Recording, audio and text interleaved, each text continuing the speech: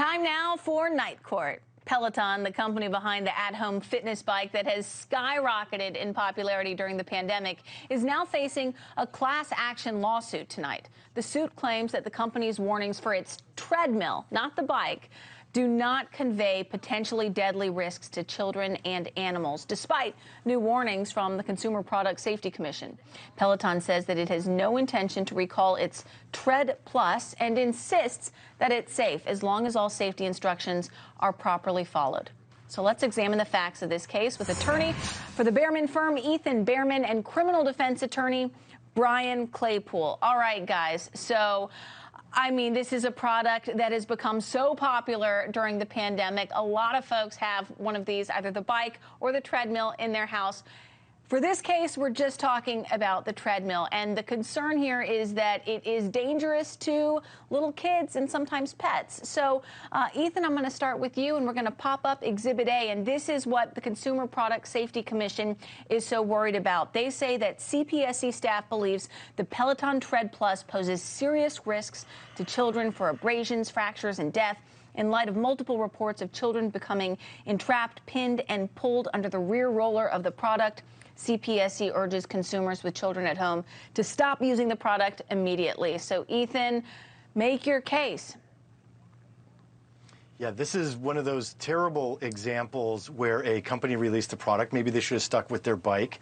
And here, they didn't implement proper safety protocols, unlike their competitors. So there is an exposed underside where kids and pets get trapped. There is a video link from the CPSC website that makes it overwhelmingly apparent, and that their marketing is misleading moms at home to work out with their kids around, and it's extremely dangerous. We have laws against this, very clear in the state of California. I hate to interrupt you, but since you bring that up really quickly, if we could just pop up Exhibit C, because we actually have part of the advertising campaign that Peloton has put out for this product. And look right there, you can see there's a little kid exercising next to, I guess, what's supposed to be her mom, standing next to that treadmill. So, sorry, I didn't mean to interrupt you, Ethan, but I wanted to pop that up while we had the chance. No, and it's a perfect example. And so if you are going to advertise in a way and the product isn't safe for you to use in the manner it's advertised, that violates numerous California statutes. And that's what the court is going to hear. And the preponderance of the evidence in a civil case like this is going to be clear and convincing in my mind, based on just the face of the facts of what the Consumer Product Safety Commission has already shown us. All right, so Brian, Peloton says that they've done nothing wrong here, that they're not planning on pulling this product from the market. Here is the official statement from Peloton. Let's pop up Exhibit B here. They say there is no reason to stop using the Tread Plus as long as all warnings and safety instructions are followed. Children under 16 should never use the Tread Plus, and members should keep children, pets, and objects away from the Tread Plus at all times. So, Brian, make your case. Yeah, Kristen, this lawsuit is all about one thing: common sense.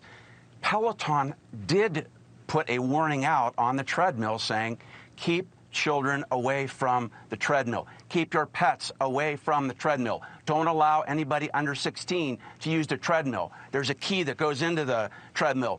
Hide that key after you use it. The common thread, and even in that picture you showed, is that when these deaths and injuries occur when the bike's being used. That picture you showed, the bike wasn't being used.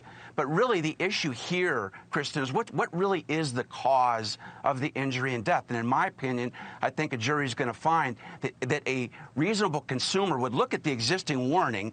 If they follow that warning, that's what Peloton's arguing, then a child is not killed. You keep your children away from the equipment. You don't allow your pets in the equipment. The remedy here isn't let's remove all Pelotons from households. That's ridiculous. All right, Ethan, I see you shaking your head. You want to respond here? Yeah, because it's under strict liability, it's a foreseeability issue, and the remedy is very simple. The competitors, I looked them up in preparation for tonight. The competitors who cost less even have a safety bar so children and pets and balls and whatnot don't get trapped underneath it. And here it's foreseeable, if you're going to advertise that your kids should be exercising with you, that your kids will be in a position where maybe you're not able to see them. And one of the specific injuries cited here by the CPSC is while a mom was running on the treadmill, a child behind her, unbeknownst to her, got caught and injured underneath. This is, according to the evidence that I'm seeing, it's a dangerous product. All right, well, you know, innocent until proven guilty, but hey, 39 injuries and 1 death of a child. I love Peloton. I'm a Peloton lover, but there may certainly be something here that they're going to look at. All right, guys, thanks so much. Night Court has convened. And before we leave you tonight,